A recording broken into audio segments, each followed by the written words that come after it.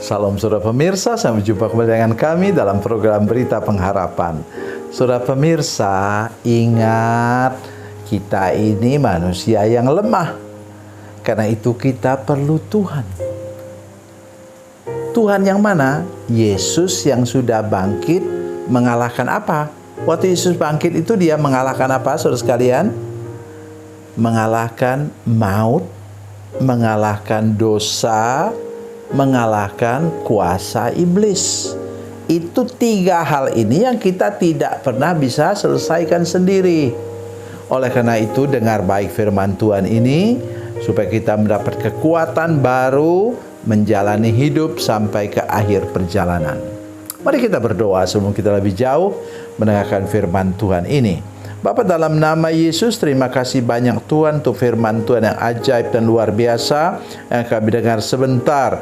Berkati kami dengan firman Tuhan ini dan minta Roh Kudus menolong kami dalam hati batin kami Tuhan, supaya kami tetap kuat dan teguh ketika kami berhadapan dengan pergumulan dan pencobaan di tengah-tengah dunia ini. Dalam nama Yesus, haleluya, amin. Mari kita buka Alkitab kita dari Perjanjian Baru, surat Kolose. Surat Kolose pasal 1. Kolose pasal 1 ayatnya yang ke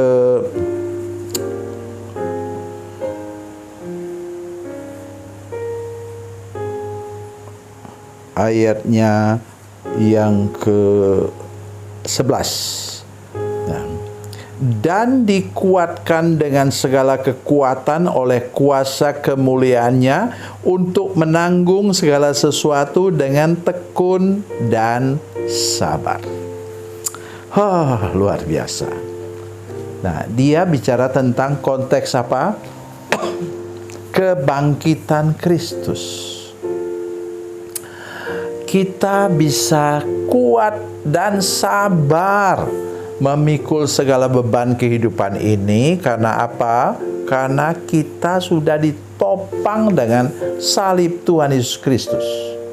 Kita sudah dikuatkan karena kebangkitan Yesus Kristus. Itu sebabnya mengapa kita perlu ingat bahwa kita ini sudah menjadi pemenang, kata firman Tuhan ini. Nanti saudara silakan baca lagi bagian ayat yang lain dari surat Kolose ini, saudara sekalian. Ya. Jadi kalau saudara betul-betul ikut apa kata firman Tuhan ini, saudara menjadi orang yang kuat dan sabar. Mari saya ajak kita sedikit melihat dari 1 Korintus 15 ayat 58. 1 Korintus 15 ayat 58, demikian bunyi firman Tuhan. 1 Korintus 15 ayat 58, demikian bunyi firman Tuhan. Karena itu saudara-saudaraku yang terkasih, berdirilah teguh, jangan goyah, dan giatlah selalu dalam pekerjaan Tuhan, sebab kamu tahu bahwa dalam persekutuan dengan Tuhan, jerih payahmu tidak sia-sia. Ini konteks firman Tuhan ini seluruhnya bicara tentang apa? Kebangkitan Yesus. Kebangkitan Yesuslah yang menopang kita sehingga kita kuat dan sabar melewati segala macam pergumulan dalam dunia ini. Itu sebabnya orang sering katakan, dunia ini lembah air mata. Siapa bisa menyangkalnya? Sekuat apapun orang, setinggi apapun gelarnya, dia tetap mengalami pergumulan-pergumulan melewati lembah. Ya, tidak pernah Tuhan membawa kita hanya di gunung yang tinggi, di gunung kekuatan. Tidak pernah dia bawa juga kita melewati lembah. Itu sebabnya dikatakan dalam Mazmur pasal 23 ayat 4, sekalipun aku berjalan dalam lembah kekelaman.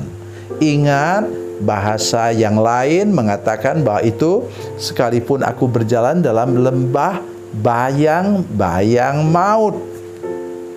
Jadi kita ini dibayangi oleh maut. Saudara sekalian berpikir bahwa Pak Tua yang duduk di sini ini, saudara sekalian, hidupnya selalu aman-aman saja. Tidak, saudara sekalian. Satu kali saya pergi ke sebuah kota yang agak jauh di pulau lain, itu pesawat terbang kami memang hampir jatuh. Ya. Begitu kami mau mendarat, pilot yang mengumumkan, kita tidak bisa mendarat karena lagi ada angin badai di bandara. Kalau ada angin badai, ya kalau memaksakan untuk turun, ya tinggal terima nasib. Ya, saudara sekalian, kami mutar satu kali. Kemudian pilotnya lagi katakan, kita tidak bisa mendarat. Terus kemudian yang ketiga kali, putar satu kali lagi ke yang ketiga, pilot katakan apa? Kita belum bisa mendarat dan sekarang kita tidak bisa pergi ke lapangan terbang yang lain yang terdekat karena bahan bakar tidak cukup.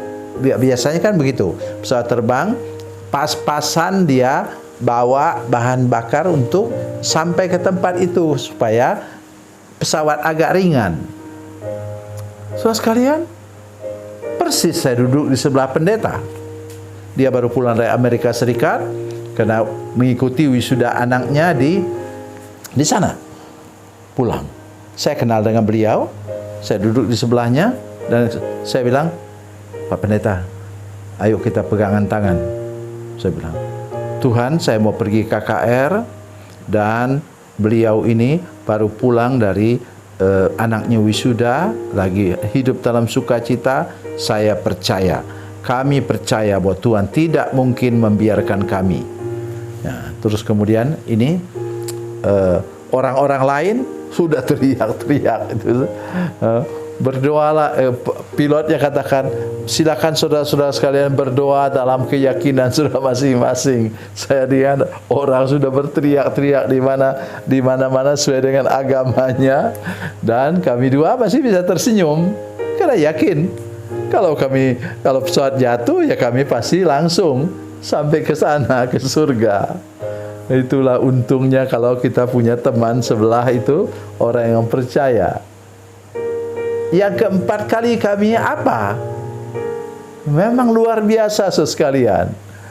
Persis kami mau mendarat, badainya berhenti. Kami mendarat, memang agak tergelincir sedikit roda pesawat karena memang baru hujan lebat di situ.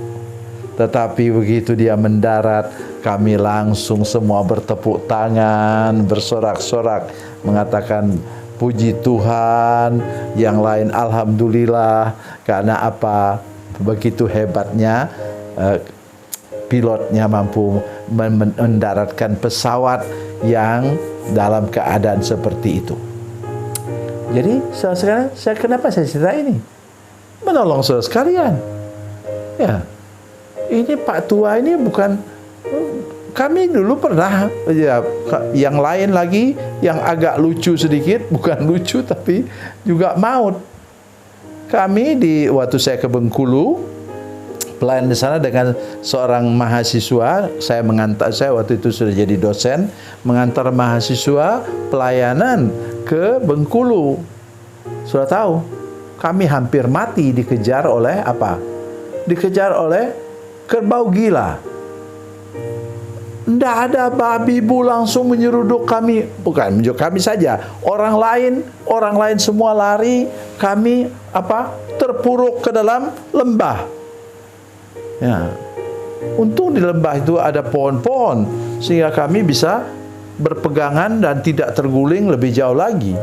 Dan kerbaunya tentu saja dia sudah jatuh ke jurang sana.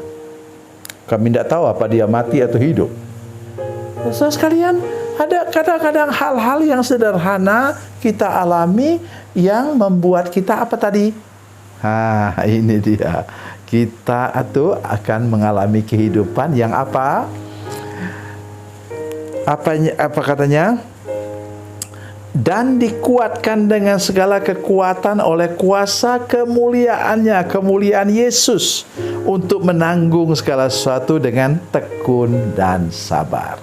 Artinya apa? Selama sudah mengenal Yesus, sudah percaya kepadanya, engkau tidak pernah akan mengalami apa?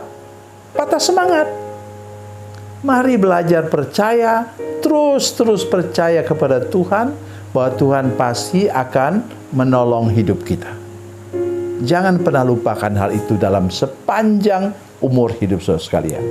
Tuhan Yesus memberkati, Tuhan Yesus baik. Mari kita berdoa. Bapa, dalam nama Yesus, terima kasih Engkau baik kepada kami.